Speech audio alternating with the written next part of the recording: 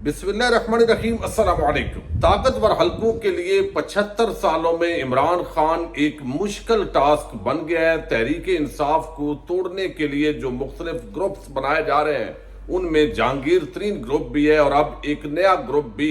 Launch किया गया है, लेकिन वो मुकम्मल तौर पर किस तरह खाई में जा गिरे हैं और पीडीएम के जो एंटी वोट है उसको इस वक्त तक किसी पलड़े में डालने में नाकामी हो रही है, इसकी तफसील मैंने आपके सामने रखनी है। जनरल बाजवा जो साबिक आर्मी चीफ है, उनके खानदान के टैक्स लीक्स का जो केस है उसमें आज बड़ी पेशरफ्त हुई है। 2 सहाफियों पर जो इल्जामात हैं वो लगाए गए हैं और सहाफी अहमद नूरानी ने नवाज शरीफ के पुराने खाते खोल दिए हैं। इस हवाले से भी कुछ तफसीलात मैंने आपके सामने रखनी है। गंदम की अफगानिस्तान की तरफ स्मगलिंग हो रही है और उस स्मगलिंग के ऊपर भत्ता लिया जा रहा है और ये कोई और नहीं है बल्कि कौमी असम्बली के मेंबर हैं और तहरीक इंसाफ के एक मुनहरफ रुकन है। और ये मामला कैसे जो है वो लोगों के सामने आया है, आप बड़े हैरान भी होंगे और परेशान भी होंगे। इसी से हम आज की वीडियो का आगाज करेंगे और मैं उम्मीद करूंगा कि आप समाप्त करने के बाद हमेशा की तरह अपने कीमती फीडबैक से जरूर आगाह करेंगे। इस वक्त जो बंदा प्रेस कॉन्फ्रेंस करे या इमरान खान के खिलाफ हो, वो बेशक चोर हो, डाकू हो, लुटेरा हो, जितनी करप्शन करे उसको सब की माफी है, उसके खिलाफ कोई मुकदमा नहीं हो सकता। ये एक पीटीआई के रुकन है कौमी असम्बली, समीउल हक इनका नाम है और ये समीउल हसन गिलानी, ये अफगानिस्तान से गंदम स्मगल करने का इनका एक बड़ा स्कैंडल सामने आया। आप हैरान होंगे कि अफगानिस्तान की तरफ एक तरफ पाकिस्तानियों के अंदर जो गंदम है वो महंगी हो रही है पाकिस्तान में, लेकिन दूसरी तरफ ये स्मगलिंग भी होती है। आखिर वो कौन है जिनके जिम्मे बॉर्डर मैनेजमेंट है, वहां से कौन इस स्मगलिंग के अंदर जो है वो मुआवनत कर रहे हैं? ये कोई बोरी के अंदर जब गंदम जाती है, ट्रकों में जाती है, गाड़ियों में जाती है, कोई छोटी सी सुई तो है नहीं। इसका मतलब है कि बड़े बड़े ओहदों पर बैठे हुए मुख्तलिफ जो डिपार्टमेंट्स हैं वो सारे पाकिस्तान को इसी तरीके से खा रहे हैं। लेकिन यहां पर कौमी असम्बली की कायमा कमेटी के अंदर ये मामला आया कि एक अफसर ने कौमी असम्बली के मेंबर से बदतमीजी की है और ये मामला था कि उस अफसर को हटाया जाए। लेकिन वहां पे जब उस अफसर ने वो पूरा आईना दिखाया तो आप के सामने मैं ये रखने जा रहा हूं, जिसके अंदर जो स्टोरी ये है कि उन्होंने कहा कि कौमी असम्बली के जो मेंबर हैं समीउल हसन गिलानी ने 40 रुपए, ये अफसर जो है उसने यहाँ पे महकमा खुराक पंजाब के अफसर ने इंकशाफ किया है। उन्होंने कहा है कि कौमी असम्बली के मेंबर सैयद समीउल हसन गिलानी 40 रुपए मन, जबकि उनका करिंदा अब्दुल कदीर 20 रुपए मन कमीशन लेता रहा है। उस अफसर ने अपने बयान में आज कायमा कमेटी में बताया और वो बयान हल्फी भी पूरी तरह लहराया कमेटी के अंदर, जिसमें गंदम स्मगल करने वाले ट्रक ड्राइवर ने रुकन कौमी असम्बली की तरफ से अफगानिस्तान गंदम स्मगल करने पर फी मन 40 रुपए कमीशन देने का एतराफ किया था। कायमा कमेटी ने इल्जामात लगाने वाले अफसर को न सिर्फ मुअत्तल कर दिया बल्कि कमेटी इजलास से भी निकाल दिया। यानी एक कौमी असम्बली का जो मेंबर इमरान खान का मुनहरफ रुकन, जब उसको कायमा कमेटी में बुलाया गया अफसर को कि उसने बदतमीजी की है, एक एमएनए की जात के अंदर गुस्ताखी की है, जब उस अफसर ने बताया कि फी मन ये 40 रुपए गंदम जो स्मगल हो रही है उसमें कमीशन ले रहा है और इसका कारिंदा 20 रुपए ले रहा है, तो कायमा कमेटी में भी उसी कबीले के लोग बैठे हुए थे। और जब सारे इसी तरह करप्ट किस्म का कचरा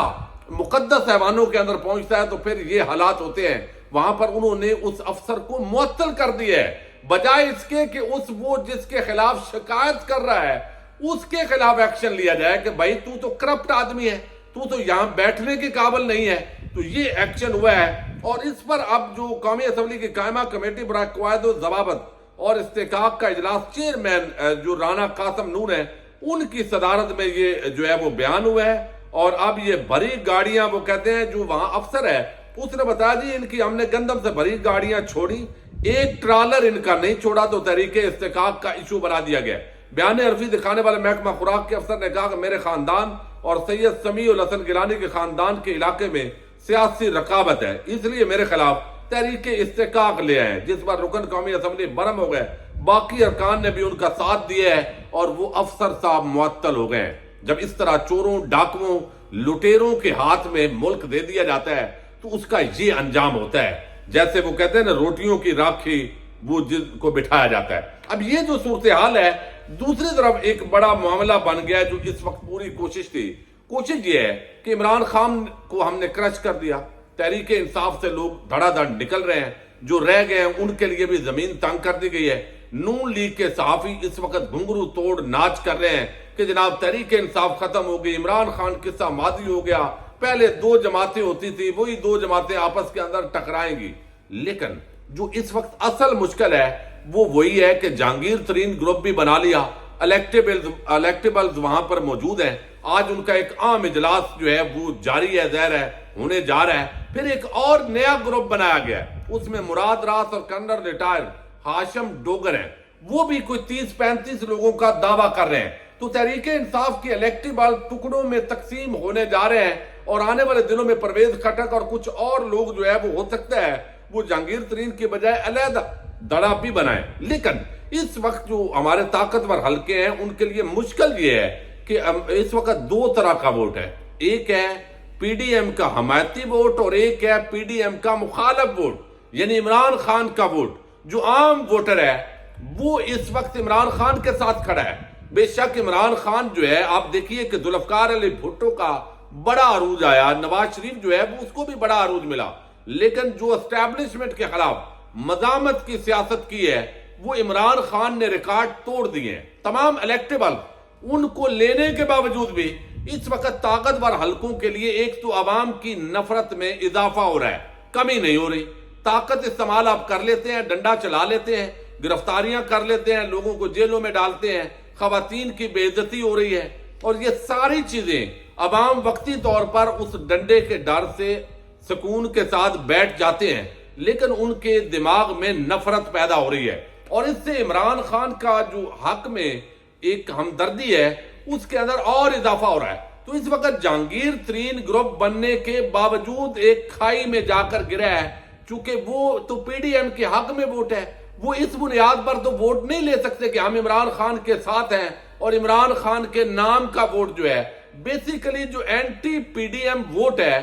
وہ اس وقت تک کوئی بھی ایسا دڑا نہیں ہے جو عمران خان کو مائنس کر کے وہ ووٹ لے سکے۔ لہذا یہ جو پورا منصوبہ ہے بے شک ٹکڑوں ٹکڑوں میں تقسیم کر کے آگے ایک ہنگ قسم کی پارلیمنٹ وجود میں آئے، لولی لنگڑی حکومت وجود میں آئے، وہ بلاول کو دیں، وہ نواز شریف کو دیں، لیکن اس کا کوئی حال نہیں نکل رہا۔ تو پورے 75 سال جو پاکستان کی تاریخ ہے اس میں عمران خان جو ہے ایک مشکل ٹاسک جو ہے وہ ملا ہے، جو اسٹیبلشمنٹ کے لیے انتہائی مشکل ہے۔ سوشل میڈیا کا دور ہے، اوورسیز پاکستانی 1 کروڑ کے قریب ہیں، اور ان میں جو 95% لوگ ہیں وہ جب مختلف ملکوں کا نظام دیکھتے ہیں، وہاں کی ترقی دیکھتے ہیں، اور اپنے ملک کی جو نورا کشتی ہے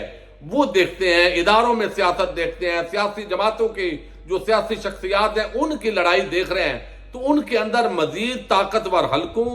اور جو پولیٹیکل پارٹیز ہیں ان کے خلاف نفرت پیدا ہو رہی ہے۔ انسانی حقوق کی تنظیمیں ایکٹیو ہیں، تو عمران خان کا جو ووٹ بینک ہے جو روٹ لیول پر ہے وہ متاثر نہیں ہو رہا، اس لیے اس کا کوئی متبادل اس وقت تک ہماری اسٹیبلشمنٹ اور پی ڈی ایم ٹولہ جو ہے وہ تیار نہیں کر سکا۔ تو جہانگیر ترین اور یہ سارا گروپ بھی الٹیمیٹلی جتنے بھی الیکٹیبل ہوں گے یہ ناکامی سے دوچار ہوگا۔ دوسری طرف جو ہے وہ جنرل ریٹائر باجوہ ہمارے آرمی چیف تھے، ان کے خاندان کے اثاثوں پر ایک سٹوری کی اور وہ ٹیکس لیک کیے گئے۔ صحافی ہیں شاہد اسلم صاحب، بڑے کریڈیبل اور نائس پرسن ہے، ان صحافی کا کام ہے خبر تلاش کرنا۔ انہوں نے اپنے ذرائع سے خبر جو ہے وہ دی کہ جنرل ریٹائر باجوہ جب آرمی چیف بنے تو اس کے بعد ان کی فیملی کے اور رشتہ داروں کو جو پہلے اثاثے تھے وہ کیا تھے، کتنا انہوں نے ٹیکس ادا کیا، اور اس میں 12 ارب روپے کے وہ اثاثے کیسے بنے۔ اب یہ ایک اگرچہ سیکرٹ معاملہ ہے، ایف بی آر کے افسران کو اٹھایا گیا، ان کے خلاف ایکشن ہوا، یہ کیس اب عدالت میں چل رہا ہے، اور اب اس پر فرد جرم عائد کرنے کے لیے تاریخ مقرر کر دی ہے، اور جس صحافی نے یہ سٹوری دی ہے شاہد اسلم نے، اس کو ملزم بنا دیا ہے۔ اب وہ بھی ملزم کے طور پر نامزد ہے، اور اس کے اوپر جو صحافی سینئر صحافی ہیں احمد نورانی صاحب، ان کو اشتہاری ڈکلیئر کر دیا گیا چونکہ وہ ہیں امریکہ میں۔ اب یہ سارا کام ظاہر ہے اس وقت طاقتور حلقے اور جو ہمارے نواز شریف فیملی ہے وہ مل کر رہے ہیں، تو اس لیے احمد نورانی کچھ اور سٹوریز ہیں جن کا تعلق نواز شریف فیملی کے ساتھ ہے اور وہ کس طریقے سے یہ سارا کھیل کھیل رہے ہیں، اس پر اب احمد نورانی نے جو ہے وہ بتایا ہے زبردست طریقے سے، اور انہوں نے پیغام دیا ہے نواز شریف کو۔ انہوں نے کہا کہ میاں نواز شریف، تم مجھے ایک مرتبہ نہیں 100 مرتبہ اشتہاری قرار دلواؤ، تم میرے خاندان کو عبرت کا نشان بنا دو، میں خبر کر کے رہوں گا، مگر میں اپنے خدا کو حاضر ناظر جان کر کہتا ہوں کہ خبر تمام پیشہ ورانہ صحافتی اصولوں کے مطابق ہوگی، صرف وہ بات رپورٹ ہوگی جن کا دستاویزی ثبوت موجود ہوگا۔ نواز شریف کی زور زبردستی روکنے کے لیے سپریم کورٹ نے کوشش کی تو چیف جسٹس بندیال کو بلیک میل کرنے کے لیے ایسے ٹویٹر اکاؤنٹس جنہیں مریم نواز فالو کرتی ہیں سے منظم مہم چلائی گئی کہ چیف جسٹس کے خلاف یہ ایکشن ہوگا۔ ہر حکمران کے ساتھ وہ کہتے ہیں کہ ہر حکمران کے ساتھ بیرونی دورے کرنے والے صحافی، ہر طرح کا فائدہ اٹھانے والے صحافی اور ان نام نہاد شہیدوں کے گن گاتی نام نہاد صحافن اینکرنیاں، اسلام آباد راولپنڈی میں صحافیوں کے لیے پلاٹوں کی ہر سکیم میں پلاٹ لینے والے صحافی اگر ایف آئی اے کی میرے خلاف کارروائیوں پر خاموش بھی ہیں تو یہ تعجب کی بات نہیں ہے۔ اور ساتھ ہی انہوں نے بتایا کہ وہ یہ ساری جو کام ہے وہ چونکہ کر رہے ہیں، میاں نواز شریف کو انہوں نے کہا ہے کہ میں چونکہ ایسے کام کر رہا ہوں جس کے مطابق میں کچھ آپ کے بیرون ملک یہ جو سارا کچا چٹھا ہے وہ میں نے کھولنا ہے، تو اس لیے اب آپ اس طرح کا کام کر رہے ہیں، لیکن میں یہ سٹوری جو بنا رہا ہوں جس پر کام کر رہا ہوں یہ کر کے رہوں گا۔ اور ملک ریاض سے نواز شریف نے کیا کیا اپنی دور اقتدار میں وصولیاں کی ہیں، یہ سٹوری ہے احمد نورانی کی، کب وہ سامنے آتی ہے، لیکن بہرحال ان کو اشتہاری قرار دیا گیا ہے، تو انہوں نے بھی کھل کر جو ہے وہ نواز شریف کا کچا چٹھا کھولنے کا اعلان کیا ہے۔ لیکن یہاں پہ آپ کو میں بتا چکا ہوں جس طرح ایک منحرف رکن وہ گندم کی سمگلنگ میں بھتا لے رہا ہے، لیکن الٹا اس افسر کو ہٹا دیا گیا ہے۔ ایم این اے کو آج بھی سیلوٹ ہے جب اتنے قوم کے ملزمان وہ اسمبلی کے اس ایوان میں بیٹھ جائیں، اور وہاں پہ کرپشن کے خلاف پھر کون بولے گا، کون افسر پھر کام کرے گا، وہ پھر ان کے لونڈے لپاڑے بن کے کام کریں گے۔ اس طرح کے حالات بدقسمتی سے پیدا کیے جا رہے ہیں، اور یہ میرا خیال ہے اسٹیبلشمنٹ کی عزت میں اضافہ نہیں ہو رہا بلکہ اس کے اندر کمی ہو رہی ہے، اور ان کو یہ بات سوچنی چاہیے۔ اجازت دیجیے گا، اللہ حافظ۔